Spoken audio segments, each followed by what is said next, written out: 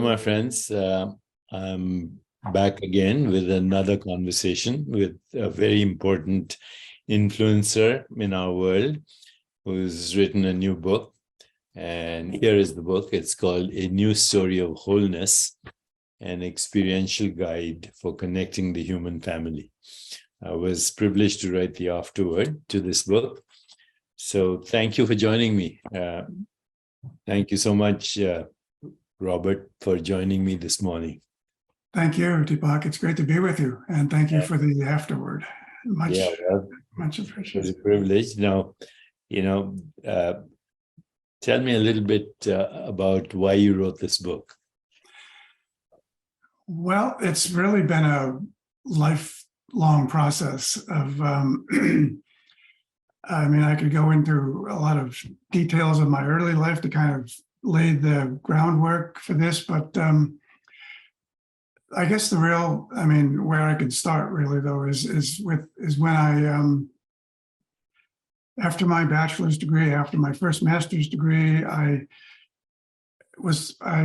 started a series of adventures that just led me from one thing to another that gave me the sense eventually that I was, wherever I was the place that was waiting for me to show up, kind of thing. And so I started out, after I had met Pete Seeger the year before, he invited me to sail on the maiden voyage of the Hudson River Sloop Clearwater from New York to Albany. And that, of course, was the summer of 1969. And we got to Albany just in time for some of us to attend Woodstock Festival. And then that fall, I had a cabin in the woods that he helped me find. And one day later that fall or early winter, I decided to take a day trip into the city, which is just an hour down from where I was living. And I was in the 8th Street bookshop reading a book, and that I noticed in the window. I had picked the book up. I was reading it, and then I glanced at the bulletin board right in front of me, and there was a poster describing a talk that Joseph Campbell was giving that night, whose book I was reading. And so I had just enough time to get to Cooper Union, a few blocks away, to attend his talk that evening. And that was where it really began for me, because I sat down in the Great Hall. It filled up around me, and there he was talking about the journey of the hero, the monomyth that I was living at that time through my experiences. So after the talk, I went up and I introduced myself and I met him, and we became friends. He invited me to his home a couple times, and he became my mentor. And it was when I met him totally serendipitously in 1970 at one of his Cooper Union lectures that I was in the midst of living the pattern that he was talking about, and he became the mentor, and that very much influenced all the rest of my work from then on, including the first book that I published in 1974, which was an interesting little book called Songs of the Open Road, the Poetry of Folk Rock and the Journey of the Hero, which illustrated how the lives of songwriters of that time, through their lyrics, followed the same pattern themselves. And then in 1995, I devoted a good portion of my book, The Gifts of Stories, to the process of personal myth making.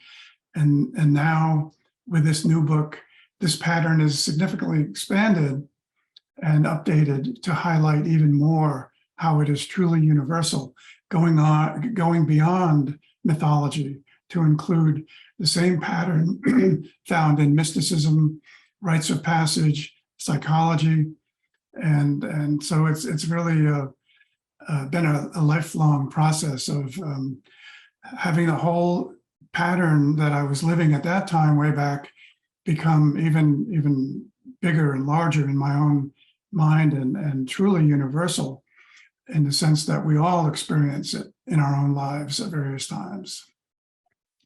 Speaking. So the book is really meant to be a roadmap to help others identify that pattern in their own lives. I'm speaking to Robert Atkinson. His new book is called A New Story of Wholeness, an Experiential Guide for Connecting the Human Family. Robert is author of several other books, which are very insightful and illuminating, but this is now the culmination of all that thinking as well. So, Robert, what I'd like to do is actually go over the chapter headings and have you comment maybe 2 or 3 sentences on each. My own journey personally has been guided by 2 very interesting questions that are considered the 2 most important questions in science, open questions in science.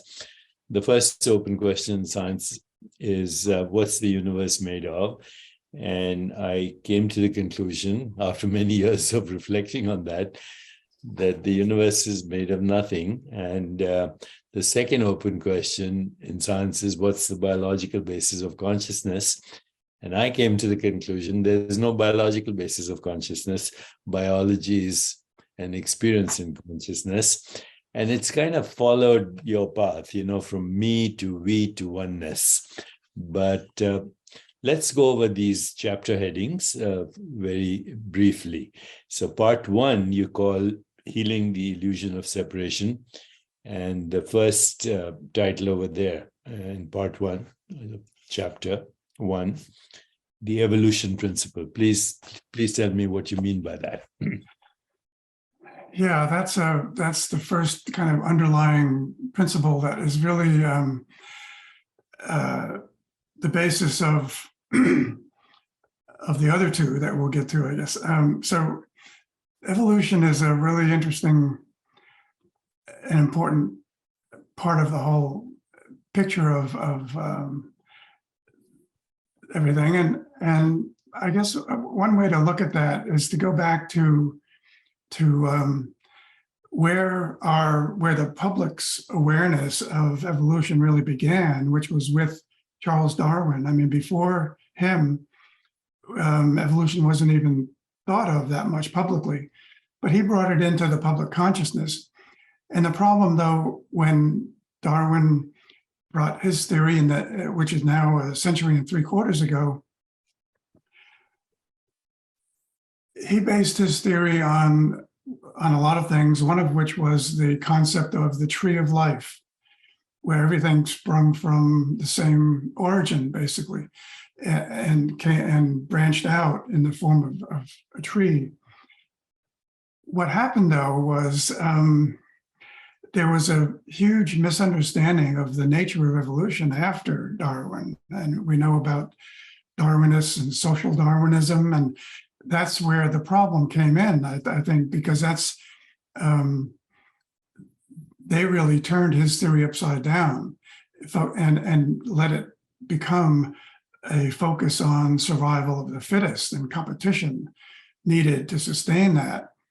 And that has fueled that idea of turning Darwin's theory upside down, really fueled generations of oppression, and which led to segregation, racism, genocide, wars, everything.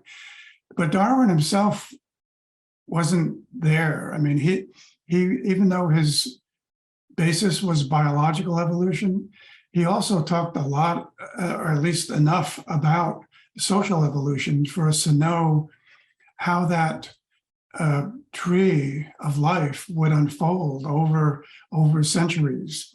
And in his 1871 book, The Descent of Man, which is an odd title because it's really about the ascent of man, he really clearly stated his views of social evolution. And this is what my chapter there is based on, pretty much. He said, as man advances in civilization and small tribes are united into the larger communities, the simplest reason would tell us each individual that he ought to extend his social instincts and sympathies to all members of the same nation, though personally unknown to him. This point being reached, there's only an artificial barrier to prevent his sympathies extending to the men of all nations and races. So he's really talking about expanding the golden rule from the individual level to the collective level, and talking about social evolution expanding level by level from family to community to the nation to the global level. But that part of Darwin is totally ignored. So that's the basis of my chapter on evolution, that there's a purpose to evolution, and that purpose has a direction, as Darwin described, basically. So what you're saying is beyond random mutations and natural selection, there is a guiding principle that orchestrates the evolution, and that guiding principle could be the second thing you mentioned here, the consciousness principle. So please go ahead and say a few words about that. Right. That's where the consciousness principle comes in.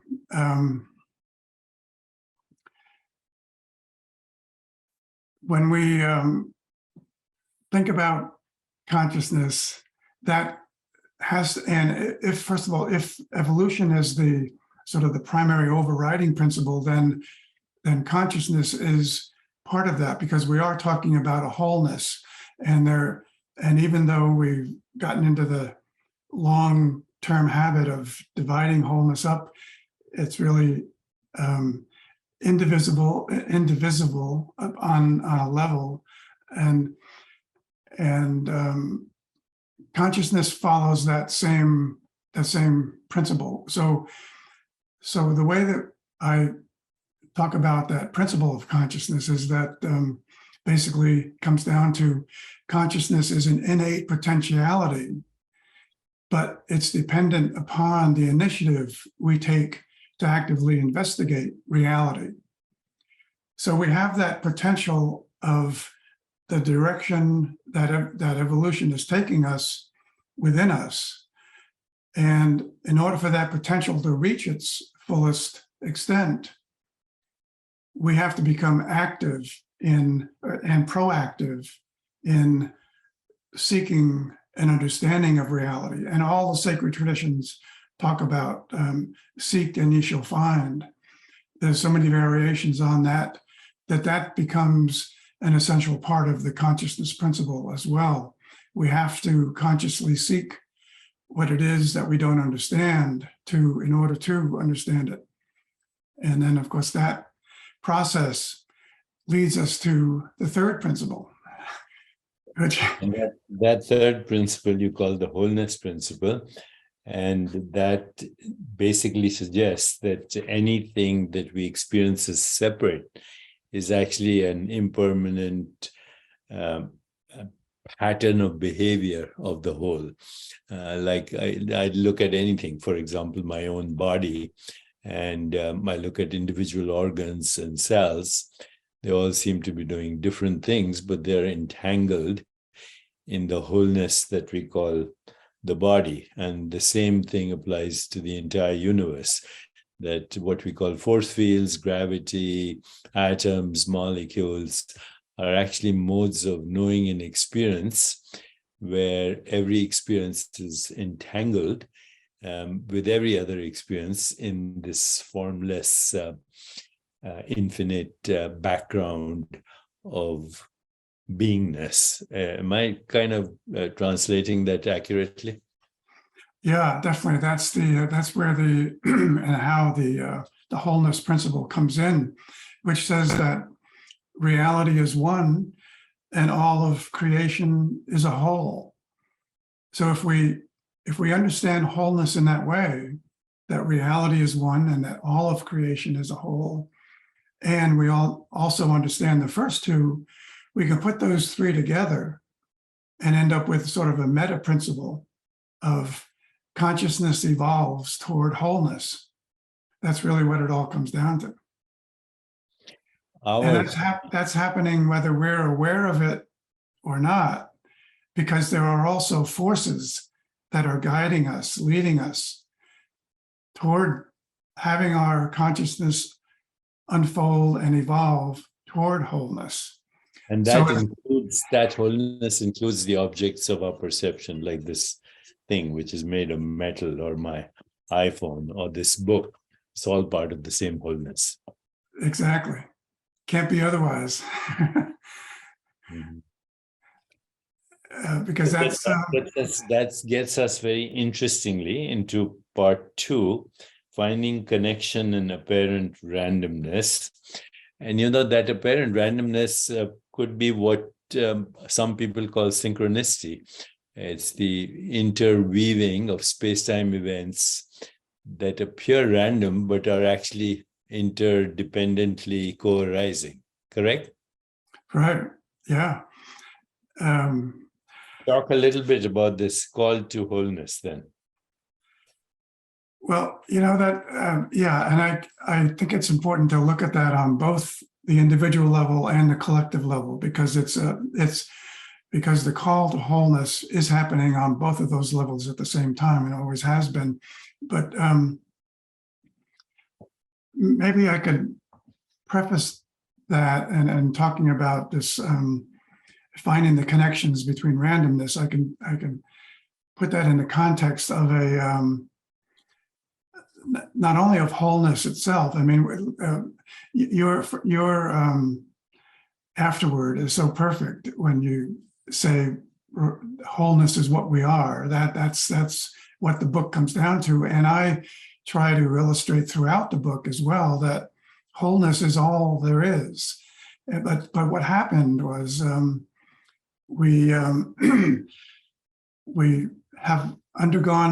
we're undergoing a process, a deep inner journey to get to this realization, because we get lost in the details and in the parts of the whole, which creates the illusion of separation.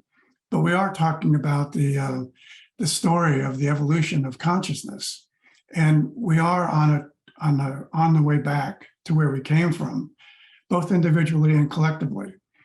And so humanity has been on this journey forever. But we've seen this wholeness differently at different times in our existence. And the way we can visualize these differences in the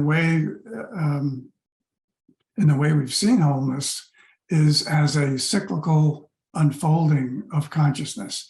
So there are a few ways we can express this variation in the cyclical flow. A couple of those are unity followed by disunity, followed by unity, or wholeness followed by separation, followed by wholeness, or coherence followed by incoherence, followed by coherence. And that's how all the variations are talking about the same pattern of the evolution of consciousness. And I'll just take a minute here to share a short story of which we could think of as a storyteller's history of the world, which illustrates this as well. There was a time when people gathered to share stories that embodied the values and principles they lived by. These stories held the community together and gave them a shared purpose. They were unitive narratives, essential to their individual and collective well-being. Then there came a time when communities expanded, spread out, became more diverse, and experienced conflict and disorder. Out of this discord emerged divisive narratives that maintained separation. Today, as we approach a consciousness of global integration, a new story of our wholeness is needed to frame this interconnectedness.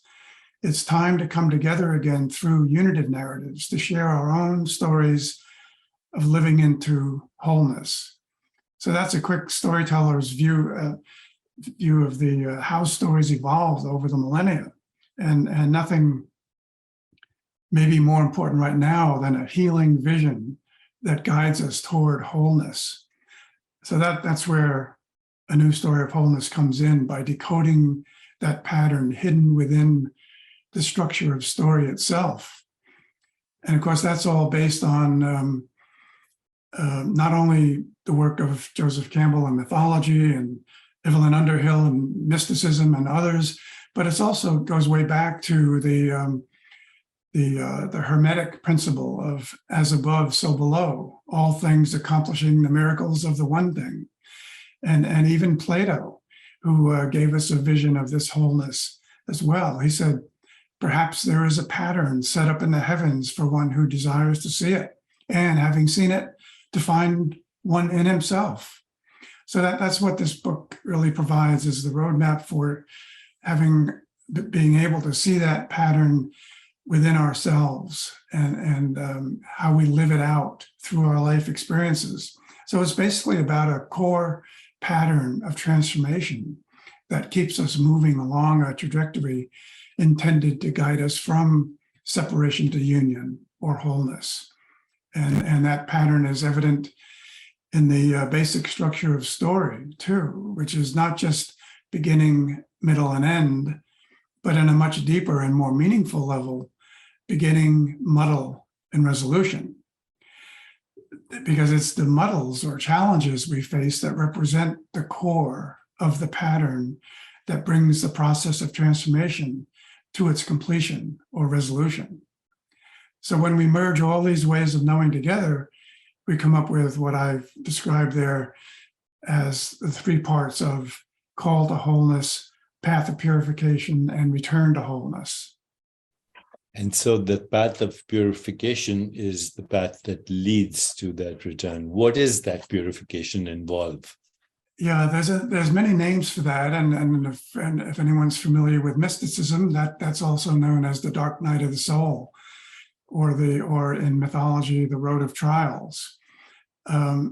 That's a necessary part of our journey and of the process of transformation, in order to, first of all, become aware of what our challenges are, what our difficulties are, and how we have the innate capacity to manage and overcome them.